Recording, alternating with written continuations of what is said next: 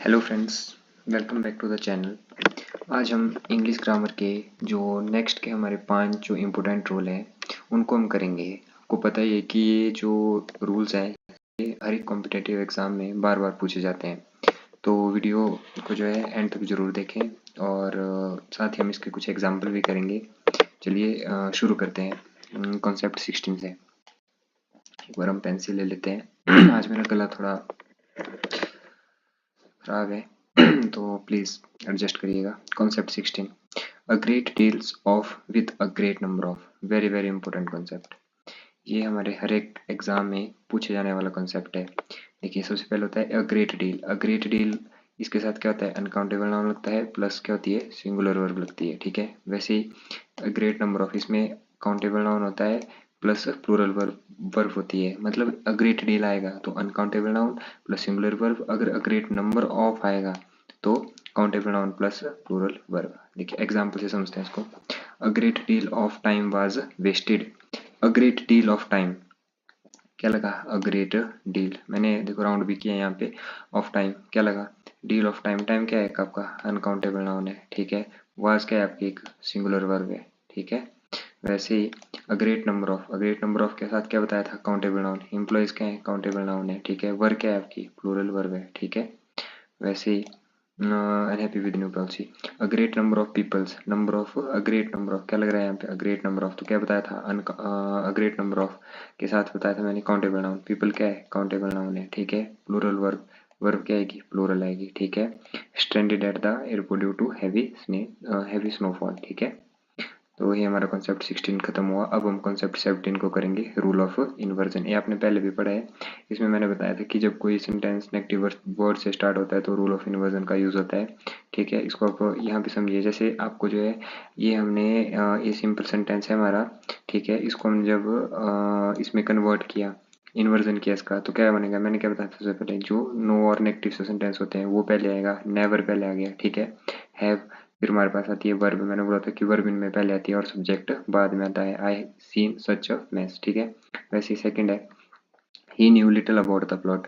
ठीक है, इसमें क्या बताया था मैंने, लिटिल, लिटिल भी एक नेगेटिव वर्ड है तो लिटिल आ गया हमारा पहले। ठीक है, उसके बाद लिटिल, यहाँ पे क्या है, न्यू, सेकंड वर्ब की सेकंड फॉर्म लगी है। तो मैंने क्या बताया था, जब भी वर्ब की सेकंड फॉर्म लगती है तो हमारे पास क्या आता है, डिड आता है यहाँ पे। ठीक है, ही आ गया हमारे पास सब्जेक्ट उसके बाद। ठीक है, नो, ही नो, मैंने बताया था कि डिड के साथ क्या आती है यहाँ पे आगे, वर्ब की फर्स्ट फॉर्म आती है। ठीक है, जब हम इसका कन्वर्जन करते हैं अबाउट द प्लॉट। ठीक है, वैसे ही नेक्स्ट हमारा है यहाँ पे, not only did he clear the exam but he also topped the exam. इसमें हमारे पास इसका ये नहीं किया है हमने, यहाँ पे सिंपल सेंटेंस नहीं लिखा है, बट इसका सिंपल सेंटेंस हमारे पास क्या बनेगा, इसका जो सिंपल सेंटेंस है वो हमारे पास बनेगा। देखो, not only did he clear the exam but he also topped the exam. He not only clear the exam but he also topped the exam. ये इसका बनेगा यहाँ पे। ठीक है, इसको आप यहाँ पे मैं इसको आपको पीडीएफ में दे दूंगा यहाँ पे लिख के। ठीक है, वैसे इसमें भी डिड लगा, ये देखो डिड आ गया। ठीक है, उसके बाद ही आ गया, ये आ गया क्लियर, नॉट ओनली से स्टार्ट हुआ नेगेटिव से, clear the exam but he also topped आ गई वर्ब की, डिड क्या कहती है, वर्ब की फर्स्ट फॉर्म। ठीक है, वैसे ही अब हम कॉन्सेप्ट 18 को करेंगे। ठीक है, कॉन्सेप्ट 17 ये हमारा खत्म हो गया। इतने आपसे पूछा जाता है। अब है कंडीशनल इन्वर्जन, इफ रिमूवल। ये हमारे फर्स्ट कंडीशन, सेकंड कंडीशन और थर्ड कंडीशन होते हैं। देखो, ठीक है, फर्स्ट कंडीशन, इफ के साथ क्या आता है, विल कभी नहीं आता। क्यों नहीं आता इफ के साथ विल, इफ के साथ विल ये जो है हमारा इफ रिमूवल होता है, इसमें जो है विल कभी नहीं आता। ठीक है, इसमें हम फर्स्ट कंडीशन देखेंगे रियल पॉसिबिलिटी।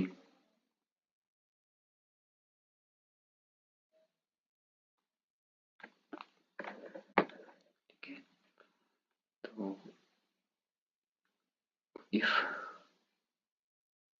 एक मिनट रुकना जरा आप।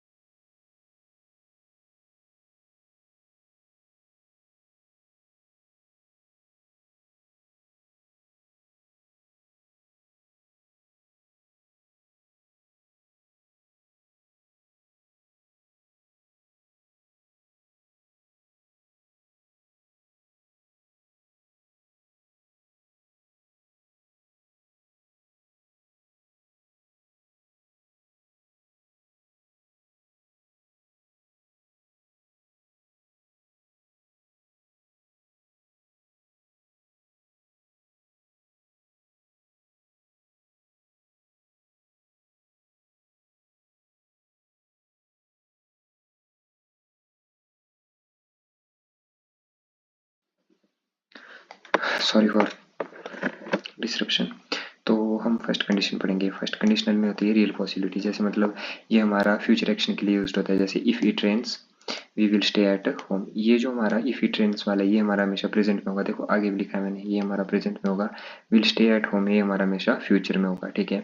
नेक्स्ट है if you have question email me, if you have question ये हमारा देख लो यहाँ पे प्रेजेंट में है, ईमेल्स में ये हमारा फ्यूचर में आ गया। इफ़ यू स्टडी हार्ड, ठीक है, we will stay at home, ठीक है, ये भी हो गया। If you don't leave now you will miss the train, ये हमारा हमेशा प्रेजेंट में आएगा। ये वाला नेक्स्ट जो हमारा होगा ये फ्यूचर में आएगा। रियल पॉसिबिलिटी जो मतलब हो सकती है फ्यूचर में, ठीक है। तो ये जो हमारा विल है, मैंने बताया आपको कि फर्स्ट कंडीशन में जो है मेन क्लॉज में जो है लगता है, बट इफ क्लॉज में लगता है, ठीक है। मेन क्लॉज में लग सकता है, जैसे if you will study hard you will pass, जैसे मैंने बताया आपको इफ यू स्टडी हार्ड ये हमारा मेन क्लॉज है, ये इफ वाला क्लॉज है, मेन क्लॉज में लग सकता है, ठीक है। यहाँ पे ऐसा नहीं हो सकता।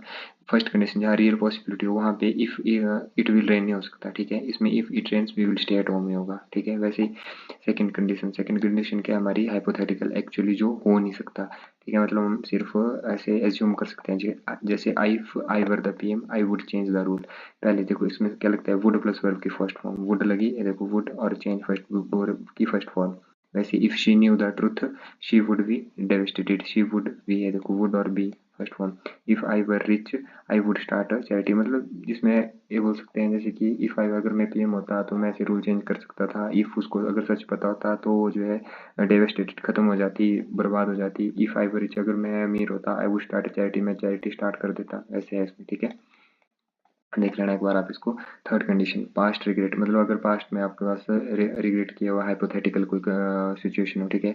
फ्यूचर इन पास्ट वुड और हैव लगता है इसमें, ठीक है। If they had checked the had check the weather they would have stayed at home, would के साथ हैव लगता है, देखो। इफ दे हैड चेक, अगर उन्होंने वेदर चेक किया होता तो वो घर पे रुकते, उनको रिग्रेट नहीं होता, ठीक है।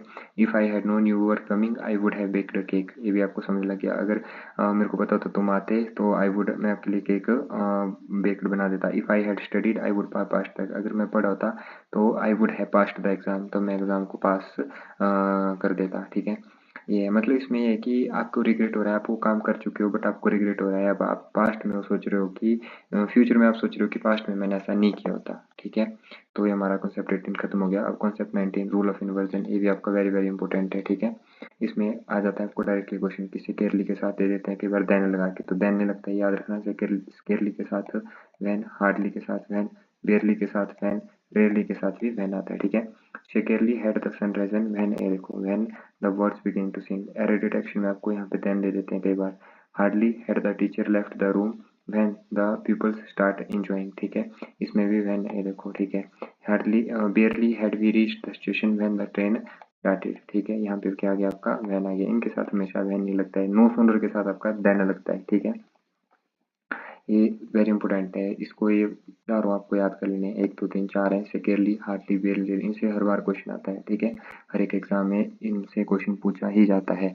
वैसे कॉन्सेप्ट 20 नो सोनर, जिन वर्ड के, इसमें क्या बोला हुआ है अब कॉन्सेप्ट 20 में, नो सोनर मतलब नो सोनर, इसको मैंने बताया आपको नो सोनर के साथ कभी भी देन नहीं लगता है, ठीक, सॉरी वैन नहीं लगता, देन लगता है, ठीक है। अब हम देखेंगे हमारा नेक्स्ट कॉन्सेप्ट। अब है कॉन्सेप्ट 20, इसको आप कट कर दो यहाँ से, ठीक है। ऐसे यहाँ पे मैं आपको ऐड करके दे दूंगा पीडीएफ में। जिन वर्ड के लास्ट में आई ओ आर आता है तो उनके साथ टू लगता है, ठीक है। ये आपके लिए मैंने इजी वे में लिखा है। तो जैसे आई ओ आर सीनियर हो गया, कोई भी हो गया, जैसे जूनियर हो गया, सीनियर जूनियर, और कुछ भी लिख सकते हैं आप, जैसे अभी मेरे दिमाग में आ रहा है इन्फीरियर, और क्या सकते हैं इसमें, देखो सीनियर इन्फीरियर जूनियर हो गया। वैसे आपके आई और वाले आई ओ आर और भी हो सकते हैं, इसमें बहुत सारे हो सकते हैं, ठीक है। बट हम फिलहाल इनको ही करेंगे। इनको आप ऐसे समझ लेना कि जिन वर्ड के लास्ट में आई ओ आर आता है उनके साथ हमेशा टू लगता है, ठीक है। जैसे ही is senior to all his colleague, I O R आया, देखो टू लगा। His performance in the exam was inferior to his classmate, ठीक है। आई ओ आर आया तो ये लग गया, ठीक है। वैसे ही अब इसका एक एक्सेप्शन है कि इसमें जो है प्रेफरेबल के साथ टू लगता है। ये एक आपका जो है एक्सेप्शन है, बहुत बार जो आपके एग्जाम में आ जाता है। इसमें लास्ट में आई ओ आर नहीं होता, ठीक है। इसमें ए बी एल ई होता है, तो इसको आपने नोटिस करना है। ये भी बहुत इंपॉर्टेंट है, एग्जाम में, बहुत सारे एग्जाम में बार बार पूछे जाने वाला कॉन्सेप्ट है ये, ठीक है। एक्सेप्शन है मतलब इसका प्रेफरेबल के साथ, ठीक है। This the idea seems preferable to me, ये देखो इसका बन गया idea seems preferable to me, ठीक है। तो ये हमारे आज के जो है कॉन्सेप्ट्स खत्म हुए। तो आप इनको एक बार अपने कॉपी नोट्स में उतार सकते हो। और ध्यान दें कि इसमें जो है सबसे इम्पोर्टेंट रूल कौन कौन से, देखो मैं आपको एक बार फिर से बता देता हूँ। वैसे तो सारे इम्पोर्टेंट हैं, बट ये जो है बार बार एग्जाम में पूछे जाने वाला है। कॉन्सेप्ट 16 ना, कॉन्सेप्ट और 17 भी पूछते हैं, वैसे ये टफ है थोड़ा सा, इसको पूछ लेते हैं। बट कॉन्सेप्ट 18 ये आपका थोड़ा कम में आता है। हाँ, इसमें सेकंड कंडीशन बहुत इंपॉर्टेंट है, ठीक है। उसके बाद ये वाला तो बहुत इंपॉर्टेंट है, रूल ऑफ इन्वर्जन, जो सेकेंडली वाला है, ठीक है। इसमें आपका कॉन्सेप्ट 20 नो सोनर, ये वाला भी आपका, इसमें ये वाला बहुत इंपॉर्टेंट है, ठीक है। पर आप इनको सारों को ही करना। बस इसमें आपने सेकंड और थर्ड, आप फर्स्ट और थर्ड आप थोड़ा इसको ऐसे छोड़ भी सकते हैं, बट छोड़ना नहीं है वैसे। एग्जाम में पता नहीं होता कहाँ से कौन सा क्वेश्चन आ जाए, ठीक है। तो आज की क्लास में हमने 5 रूल कंप्लीट किए अपने नेक्स्ट वाले। तो नेक्स्ट क्लास में हम जो है अगले 5 कॉन्सेप्ट जो है ख़त्म करेंगे। तो आज की क्लास को यहीं ख़त्म करते हैं। अगर आपको क्लास पसंद आई हो तो लाइक और शेयर और सब्सक्राइब ज़रूर करें, ताकि आने वाली क्लासेस की नोटिफिकेशन भी आपको मिलती रहे। तो अब थैंक यू, मिलते हैं अब नेक्स्ट क्लास में।